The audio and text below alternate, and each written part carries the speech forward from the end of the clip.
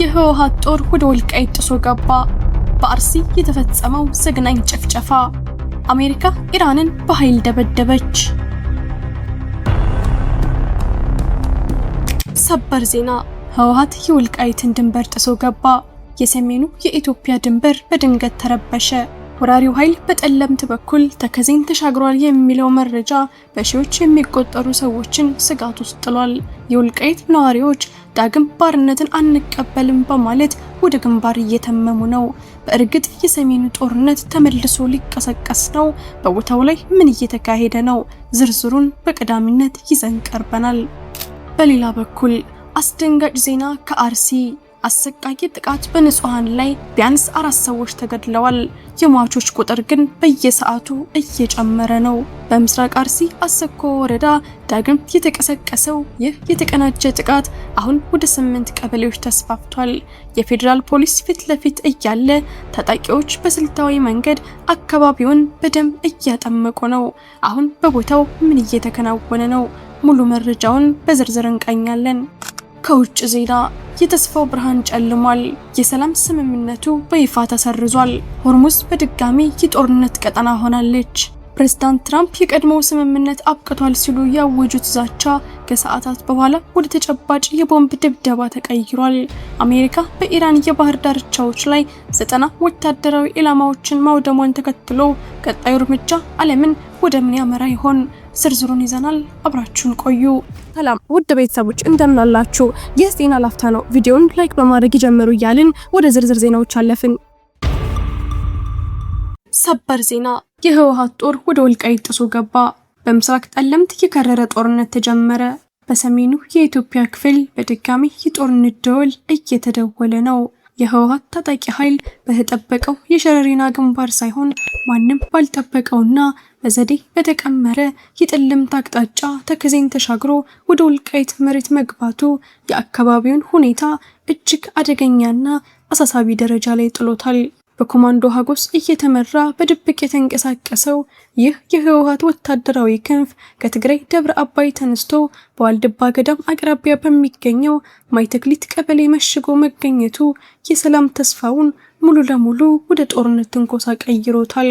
በምስራቅ ጠለምት ወረዳ የሚገኙ ማይተክሊት፣ ማይ ሐሙሲት፣ አንበሳ መቃብርና አዲስ ኮሎ የተሰኙ ስልታዊ ቀበሌዎችን በቁጥጥሩ ስር ያዋለው ይህ ኃይል በአካባቢው ላይ ከፍተኛ የደህንነት ስጋት በመፍጠሩ የህዝቡን ስሜት በእጅጉ ቀስቅሶታል።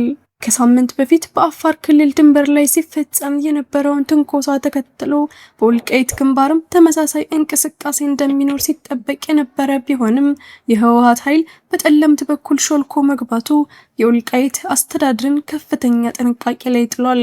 የወልቃይት ዋና አስተዳደር በሰጡት ፈጣን ምላሽ ህወሓት ካለፈው ታሪካዊ ስህተቱ ሳይማር ዳግመኛ ወደ ጦርነት መግባቱን በማውገዝ ህዝቡ ዳግም ወደ ባርነት ላለመመለስ ከማንኛውም ጊዜ በላይ በከፍተኛ ዝግጁነት ላይ እንደሚገኝ በቁጭት ገልጸዋል።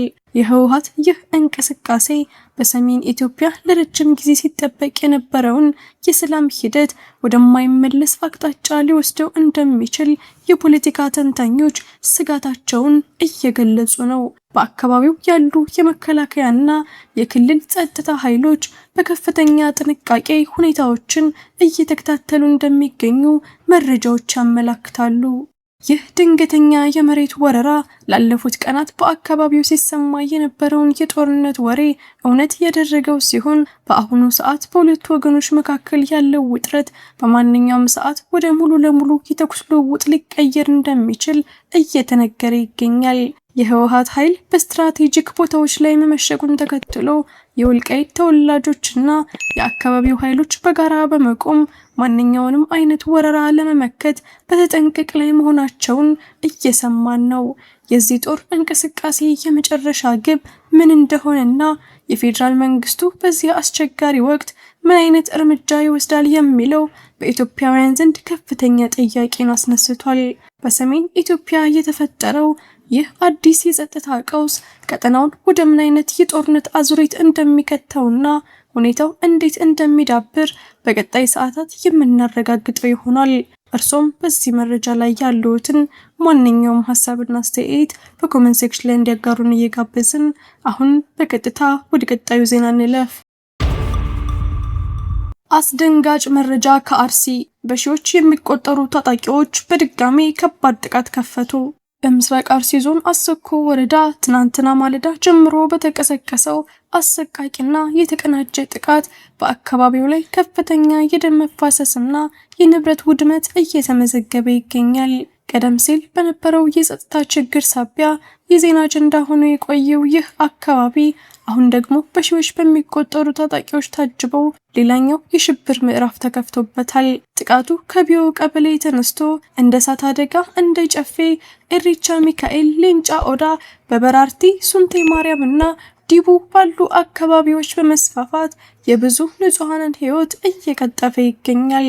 እስካሁን በተገኘው የመጀመሪያ መረጃ ቢያንስ 4 ንጹሃን ሕይወታቸውን ሲያጡ የቀጠናው ነዋሪዎች የደረሱበት ከፍተኛ ጭንቀትና ስጋት የሁኔታውን አስከፊነት በግልጽ እያሳየ ነው። ታጣቂዎቹ ስትራቴጂያዊ በሆነ መልኩ የአካባቢውን ነዋሪዎች በማፈናቀልና ንብረት በመዝረፍ ቀውሱን በፍጥነት ለመጨረስ የያዙት የጥቃት እቅድ በስፍራው ላይ ያለውን ሰብአዊ ቀውስ ወደ አስፈሪ ደረጃ ከፍ አድርጎታል። ይባስ ብሎም የህዝቡን ደህንነት ይጠብቃል ተብሎ የተጠበቀው የፌዴራል ፖሊስ የጠለታ ገብርኤል ቤተክርስቲያን ከወደመበት ስፍራ አቅራቢያ ካምፕ ዘርግቶ በቆመበት ሁኔታ ታጣቂዎቹ የጸጥታ ኃይሉን አቋርጠው አልፈው ሲፈጽሙት የነበረው ጥቃት የወረዳውን ደህንነት አጠያያቂ አድርጎታል።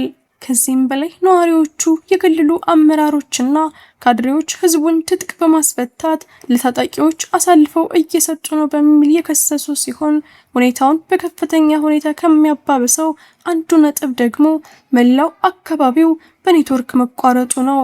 በየቀበሌው እየዞሩ የነዋሪዎችን ስልክ በመንጠቅና በማስፈራራት መረጃ እንዳይወጣ በማድረግ ላይ ያሉት እነዚህ አካላት በአካባቢው ሰፊ የዘር ማጥፋት እልቂትን ለመፈጸም በግልጽ እየሰሩ መሆናቸውን የዓይን እማኞች በምሬት ይናገራሉ።